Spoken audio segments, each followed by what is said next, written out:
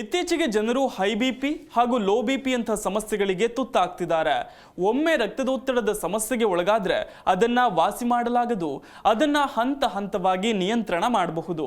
ಆದರೆ low BP ಕುರಿತಂತೆ ನಮ್ಮಲ್ಲಿ ಬಹಳಷ್ಟು ತಪ್ಪು ಕಲ್ಪನೆಗಳಿವೆ.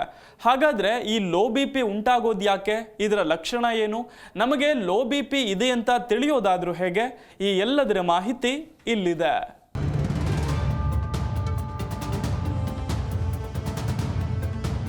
ಇತ್ತೀಚೆಗಿನ ಒತ್ತಡದ ಜೀವನ, ಬಿಡುವಿಲ್ಲದ ಕೆಲಸದಲ್ಲಿ ಜನರು ಹೈ ಬಿಪಿ ಹಾಗೂ ಲೋ ಬಿಪಿ ಅಂತ ಸಮಸ್ಯೆ ಸೇರಿದಂತೆ ಹಲವಾರು ಸಮಸ್ಯೆಗಳಿಗೆ ಒಳಗಾಗ್ತಾ ಇದ್ದಾರೆ. ಒಮ್ಮೆ ನೀವು ರಕ್ತದೊತ್ತಡದ ಸಮಸ್ಯೆಗೆ ಒಳಗಾದ್ರೆ ಅದನ್ನ ವಾಸಿ ಮಾಡಲಾಗದು. ಅದನ್ನ ಹಂತ ಹಂತವಾಗಿ ನಿಯಂತ್ರಣ ಮಾಡಬಹುದು.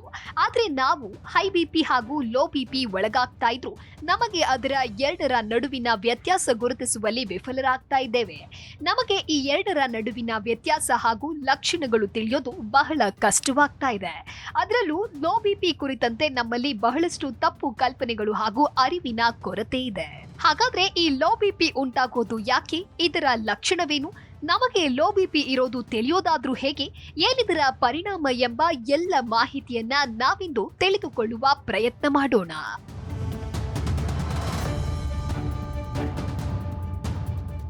ಸಾಮಾನ್ಯವಾಗಿ ಆರೋಗ್ಯವಂತ ವ್ಯಕ್ತಿಯ ರಕ್ತದೊತ್ತಡ ಪ್ರತಿ ನಿಮಿಷಕ್ಕೆ 119/70 mm ಹಾಗೂ ಮಹಿಳೆಯರಲ್ಲಿ 110/68 ಇರಬೇಕಾಗತ್ತೆ. ಹೀಗಿದ್ದಾಗ ನಾವು ಆರೋಗ್ಯವಂತರ ರಕ್ತದೊತ್ತಡ ಎಂದು ಪರಿಗಣಿಸಲಾಗುತ್ತೆ. ಆದ್ರೆ ಇದಕ್ಕಿಂತಲೂ ಹೆಚ್ಚಾದ್ರೆ ಅಧಿಕ ರಕ್ತದೊತ್ತಡ ಕಾಣಿಸಿಕೊಳ್ಳುತ್ತೆ ಹಾಗೂ ಕಡಿಮೆಯಾದ್ರೆ ಲೋ ಬಿಪಿ ಕಂಡು ಬರಲಿದೆ. ಲೋ ಬಿಪಿಯಲ್ಲಿ ನಿಮಗೆ ಗೋಚರ ಆಗುವ ಲಕ್ಷಣಗಳಿರುತ್ತೆ. ಅದರಲ್ಲಿ ಕೆಲವೊಂದು ಹೀಗಿವೆ.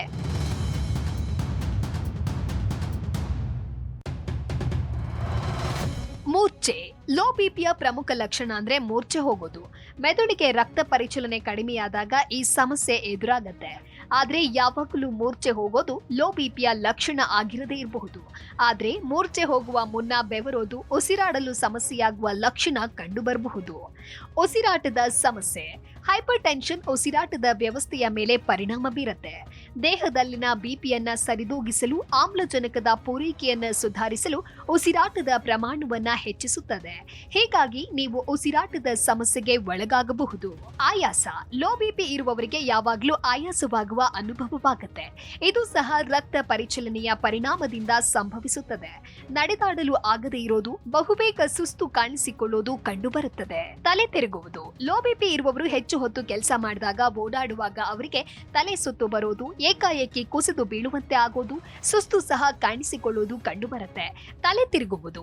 ಲೋ ಬಿಪಿ ಇರುವವರು ಹೆಚ್ಚು ಹೊತ್ತು ಕೆಲಸ ಮಾಡಿದಾಗ, ಓಡಾಡುವಾಗ ಅವರಿಗೆ ತಲೆ ಸುತ್ತು ಬರೋದು, ಏಕಾಏಕಿ ಕುಸಿದು ಬೀಳುವಂತೆ ಆಗೋದು, ಸುಸ್ತು ಸಹ ಕಾಣಿಸಿಕೊಳ್ಳೋದು ಕಂಡುಬರುತ್ತೆ. ಮೆದುಳು ಸಾಕಷ್ಟು ರಕ್ತವನ್ನ ತ್ವರಿತವಾಗಿ ಸ್ವೀಕರಿಸದಿದ್ದಾಗ ಈ ಲಕ್ಷಣಗಳು ಕಂಡುಬರುತ್ತೆ. ಹಾಗೆಯೇ ಕೈಕಾಲು ನಡುಗುವ ಲಕ್ಷಣ ಸಹ ನಿಮ್ಮಲ್ಲಿ ಕಂಡುಬರಬಹುದು. ಲೋ ಬಿಪಿ ಎನ್ನುವುದು ಏಕಾಏಕಿ ನಿಮ್ಮಲ್ಲಿ ಕಾಣಿಸಿಕೊಳ್ಳುವುದಿಲ್ಲ. ಅದರಲ್ಲೂ ನಿಮಗೆ ಉಂಟಾಗುವ ಹಲವು ಸಮಸ್ಯೆಗಳು ಈ ಲೋ ಬಿಪಿಗೆ ಸುಲಭದ ದಾರಿ ಮಾಡಿಕೊಡುತ್ತೆ. ಹೃದಯ ಸಂಬಂಧಿ ಕಾಯಿಲೆ, ಮಧುಮೇಹ, ರಕ್ತಸ್ರಾವ ಹೀಗೆ ಹಲವು ಕಾರಣವಾಗಬಹುದು. ಅತಿಯಾದ ಒತ್ತಡ, ಗೊಂದಲ, ಭಯ ಹೀಗೆ ನಾನಾ ಕಾರಣ ಹೈ ಬಿಪಿಯ ಜೊತೆಗೆ ಲೋ ಬಿಪಿಗೂ ಕಾರಣವಾಗುತ್ತೆ. ವ್ಯಕ್ತಿಯ ಹಠಾತ್ ಆಘಾತವನ್ನ ಅನುಭವಿಸಿದಾಗ ಇದು ಸಂಭವಿಸುತ್ತದೆ. ದೇಹದ ಅಂಗಗಳು ಸರಿಯಾಗಿ ಕಾರ್ಯನಿರ್ವಹಿಸಲು ಸಾಕಷ್ಟು ರಕ್ತ ಮತ್ತು ಆಮ್ಲಜನಕವನ್ನ ಪಡೆಯದಿದ್ದಾಗ ಇದು ಸಂಭವಿಸುತ್ತದೆ ಎಂಬುದಷ್ಟೇ ನಮಗೆ ತಿಳಿದಿರುತ್ತದೆ. ಆದರೆ ಲೋ ಬಿಪಿಯ ಹಿಂದೆ ಈ ರೀತಿ ಹಲವು ಕಾರಣಗಳಿವೆ. Desk bureau, G Kannada news.